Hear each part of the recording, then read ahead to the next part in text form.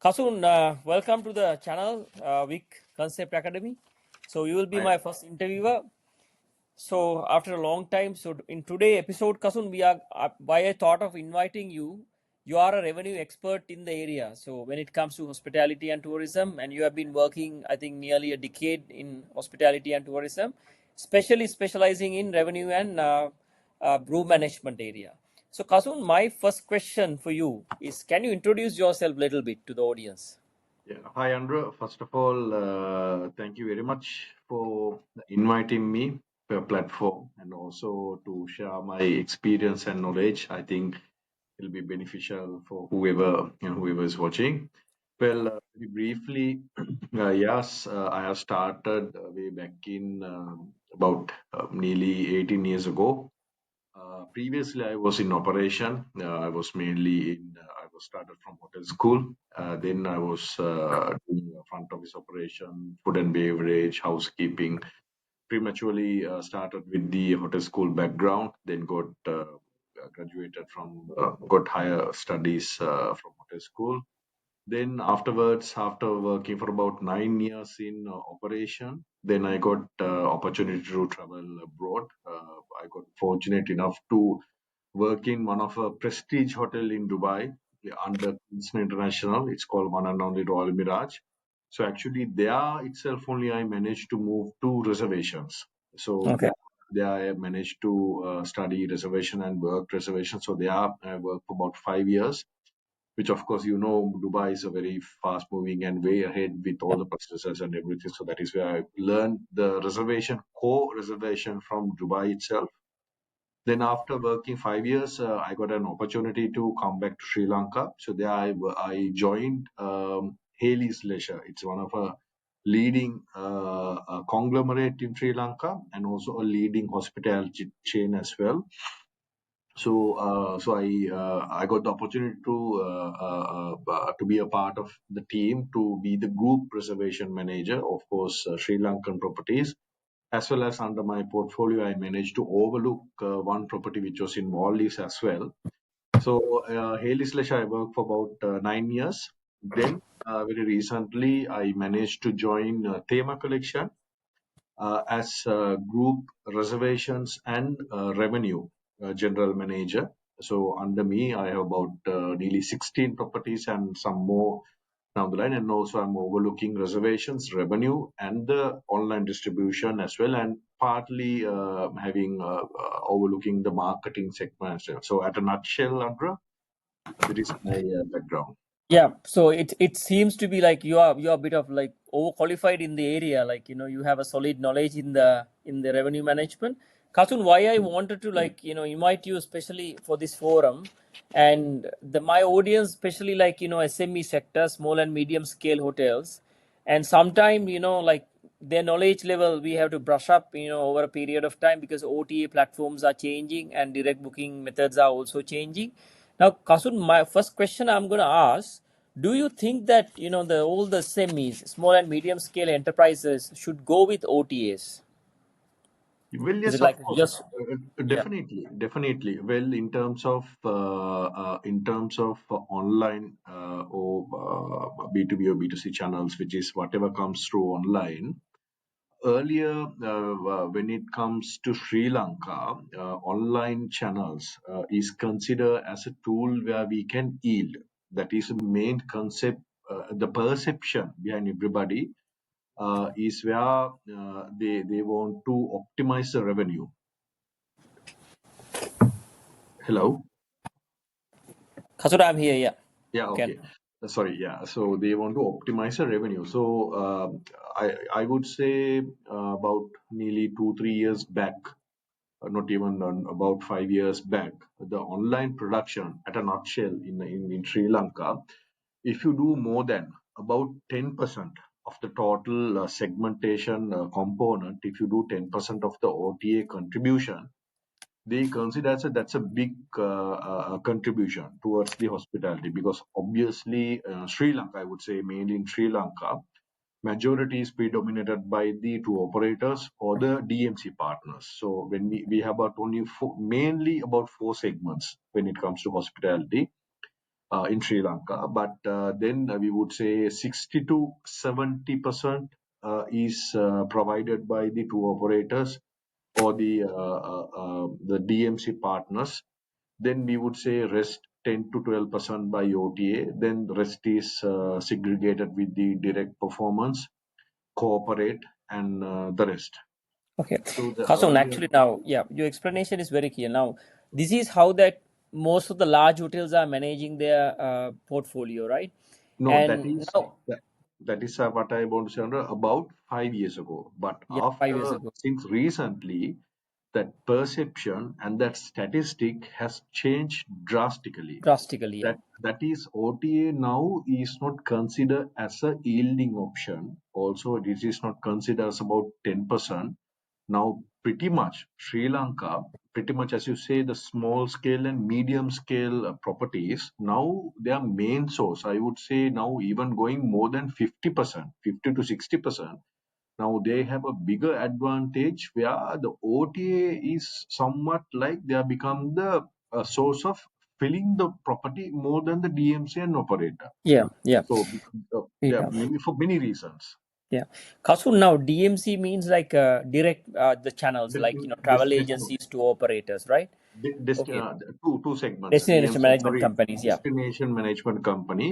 Yeah. We have destination management companies and we have direct to operators. So Direct as operator, yeah. as wholesalers, Yeah. or Wholesale. whether as wholesalers. Yeah.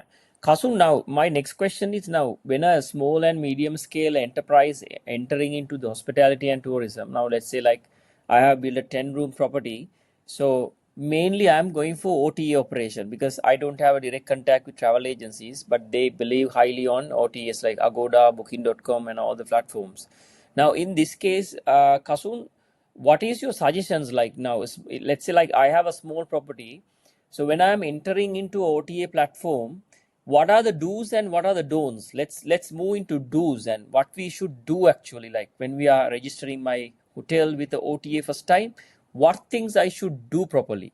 And I have seen most of the companies like they do a lot of mistakes because of that they are not getting booking.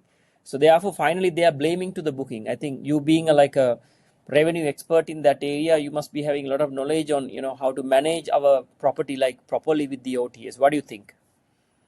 Well, Anura, when you take OTA, there are two segments. One is online travel agency, as you categorically explained, like someone like Booking.com, Expedia, Agoda, C-Trip, likewise. Then the other segment is your brand site. So even for a small scale or medium scale operator, you should have a brand site. So there are two Direct booking. segments. Direct booking Direct platforms. booking, on your own brand website, which has a channel manager and booking engine, and also OTA, which is of course the larger portion of the online segment. Answer to your question, it's very simple. When you have the simple mechanism behind where whatever you need to have it is, first of all, your data in the sense your content. Your content has to be, nowadays it has to be very prompt, easy Perfect. to read, Which means and perfect, right? yes, it doesn't to be very lengthy because people takes about 5 6 minutes of time to read. The content has to be intact. It has to identify your property. It has to give the unique selling point of your property, and it has to give unique feature, and the pictures and the information, it has to be very clear, and it has to signify, as you looking to a picture and the content, there itself has to carry out the message. So Yeah. updating OTA channels is pretty much without verbally, it's your visuals. It's your visuals, and it has to be very prompt and accurate. It shouldn't be very lengthy. It has to be very accurate and neat, and everything has to be Yeah. there. Yeah. So technically, Kasun, what you are trying to say, the first thing is we have to have proper information, pictures, and proper contents. That has to be done Content. by professionals. Exactly. Now, Yes. I have seen some people like they just upload pictures from their phones and which is not clear, and it's highly not recommended at this level, right? If you are running a property, you must take the professional photographer and do it properly, and maybe a content writer can do that properly in order to like properly position your hotel in the particular OTA. Right. My question number two, Kasun. Now, I have seen like some people like they don't have any idea about this cancellation policy. What they do is actually like sometimes they put like very lenient policies, or sometimes their policies are very rigid, very tough. So because of these two situations, now let's say when you have a very rigid policies, people don't like to go there, because if there is a booking cancellation, no refund, something like that.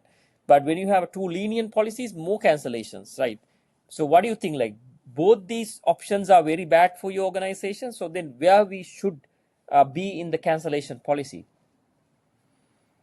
Well, cancellation policy is a very tricky thing, but of course it can be modulate as per to generate bookings and so to restrain the bookings and to make sure that your revenue is guaranteed. There are several things in Sri Lanka, not like in others. We do heavy campaigns on these credit card promotions and giving discounts.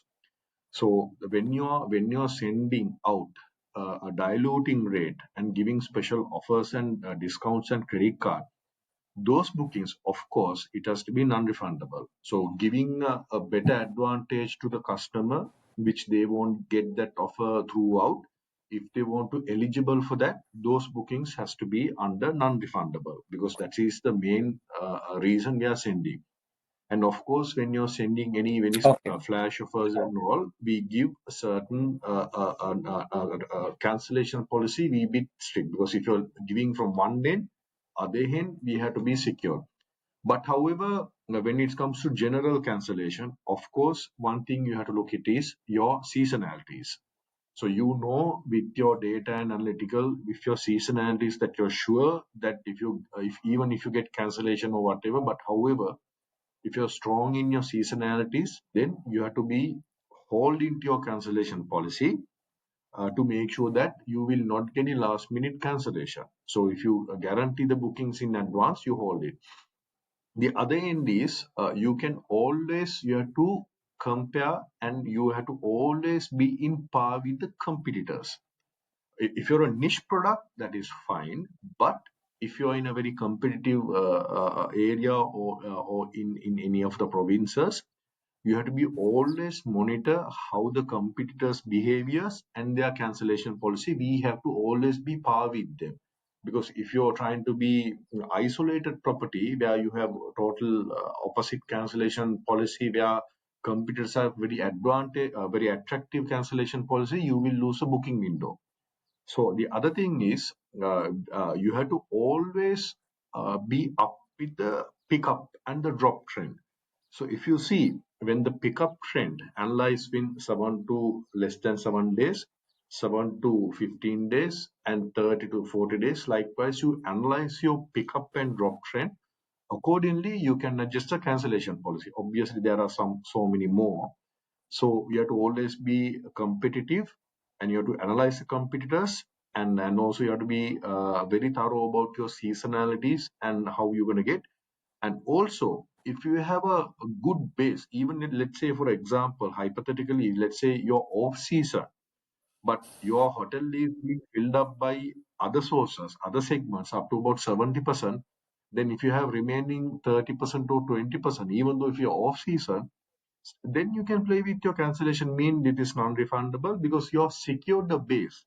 End of the day, your ultimate motive should be you have to secure a substantial base in order to make guarantee. But if you don't have a base, then you can do alteration on the cancellation policy in order to have pickup. Okay, very clear, very precise, Kasun. And Kasun, you pointed like very good question. I mean, very good point in there. And you mentioned that any property should have a proper understanding about what's happening in the market, like competitor analysis, what competitors are doing. I think most of the properties they are not doing this. What they do is they just list the particular hotel in the OTA and they don't look at it. But I think so. As per my analysis, also like I don't think you can run your business like that. So therefore, you have to remember two things now. Number one is proper contents. Number two is like clear cancellation policy, and number three is you have to understand about how competitors are like playing in the market.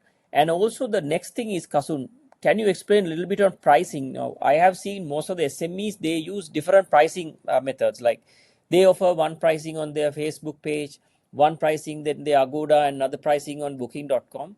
Now, when all these platforms have different prices for one particular property, is it bad or good? Well, Andrew, it's a very good question. I think you gone to the correct path. As you said, the content and accessibility, the cancellation policy, there's another two more, but the third most important thing is how competitive the rate you are. Competitive the rate, obviously, as I said, any organization, they have budgets, they have a certain number of rate that we should get. But then again, you have to be very much you have to be focused on the rates what you're running. The rate, the main issue, the one of the main key component that we don't get bookings is when you have parity, where sometimes they will see the parity in terms of a one OTA channel versus the other OTA channel. Then other thing is you will see the parity in between your brand site versus OTA sometime. And there is another trend where B2B channels, they post the rate on B2C portals as well. So if you manage these three components alignedly, when you as a customer, me as a customer, when I go into a new destination, when I try to search the rate, when I see three different rate platforms for the same product, then me as a customer, I will be reluctant to book. Meaning I don't know what to choose, why this is giving a wrong information. So we have to be very precise when it comes to revenue and rate optimization, where all these rates are aligned pretty much, which is, and also we have to be always precise on with the competitors as well. But however, keep it in your mind, we also representing brand, or we representing a chain of hotels, we also have a set, now a set certain number of a rate which we also have to maintain. So keeping that in mind, we have to make sure that our rates and which is aligned. However, the rate, there's a vast area when it comes to rate optimization and revenue management. Even sometimes you can yield it. Okay, when it comes to a particular day and occupancy, you can have certain tier rates. For example, up to 10 to 50%, this much of a rate. 50 to 60%, we can have another tier of rate within one day. Then 7 to 80%, we can have another tier of rate. So pretty much when it comes to small and medium scale hotel operators, you can't be stagnated in one rate as well. But however, having the computer rate analysis, having equal rate, and make sure the rate is competitive enough in all the platform, and also make sure that your brand rate, and also alongside with the competitor, you have to make sure that it is aligned in all the platforms. Okay. Kasur, what you say simply is like we should try to maintain one particular rate in all the platforms rather than deviating from different angles, right? That's what you say, right? Most of the time, in most of the properties, they give a preference. Even OTA channels, without any question, they also accept brand site, because obviously a guest would, why a guest would need to come through a brand site? They also have to have some sort of a benefit. Let's say, Anura, up to about 5 to 6%, there can be little deviation from OTA rate versus brand. But however, the OTA rate is more higher than the brand side. But there are some brands like Hilton, no, there are bigger brands like Marriott, they are strong in their brand selling and all.